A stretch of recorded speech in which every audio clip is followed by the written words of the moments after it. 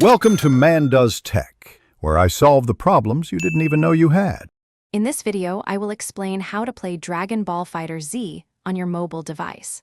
While the official game is not a native mobile application, you can still enjoy its intense 3 versus 3 tag battles through cloud gaming technology.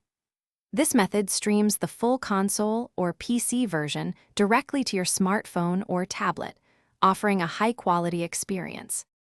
Cloud gaming works by running the game on powerful servers elsewhere and streaming the video output to your mobile device.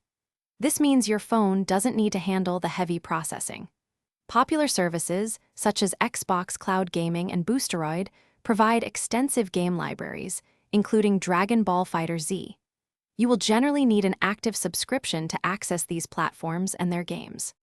To begin, download the official application for your chosen cloud gaming service from your device's app store.